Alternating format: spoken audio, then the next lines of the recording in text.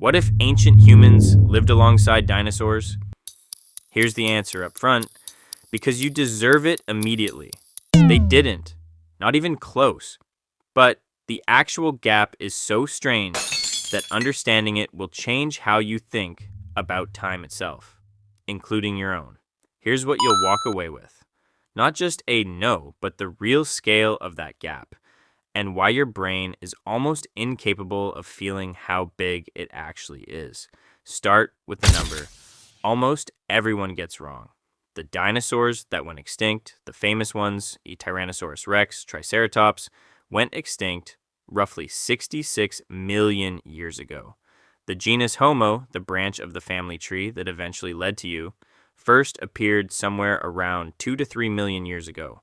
Modern Homo sapiens specifically, closer to 300,000 years ago. Do the subtraction.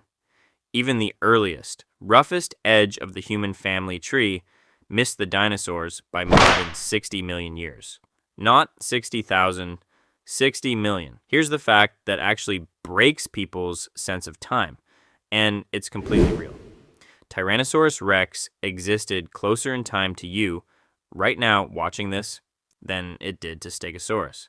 Stegosaurus lived roughly 150 million years ago. T-Rex showed up around 66 to 68 million years ago. That's a gap of more than 80 million years between those two dinosaurs. The gap between T-Rex going extinct and you existing right now is only 66 million years. T-Rex is closer to your era than it was to Stegosaurus's era. Two dinosaurs you probably picture as basically neighbors on the same prehistoric timeline were actually separated by more time than separates T-Rex from you. So why did the dinosaurs disappear at all? Opening the door for mammals and eventually primates, and eventually you to take over. In 1980, a physicist named Luis Alvarez and his son, a geologist named Walter Alvarez, published a paper that reshaped paleontology completely. They'd found an unusually high concentration of iridium, an element rare on Earth's surface but common in asteroids, in a thin rock layer dating to exactly the time the dinosaurs vanished. Their conclusion was bold at the time and controversial for years afterward. A massive asteroid impact, gradual decline, had likely triggered the extinction. Later discoveries confirmed it. A crater roughly 180 kilometers wide, buried near the Yucatan Peninsula, matched the timeline precisely. The impact would have triggered fires, blocked sunlight for months or years, and collapsed food chains worldwide. Most dinosaur lineages simply couldn't survive what came after. That extinction event cleared ecological space that had been dominated by dinosaurs for well over 100 million years. Small mammals, previously squeezed into marginal niches, finally had room to diversify. Millions of years later, that diversification eventually produced primates. Millions of years after that, a specific branch of primates produced you. Here's the part worth sitting with because it's not really about dinosaurs anymore.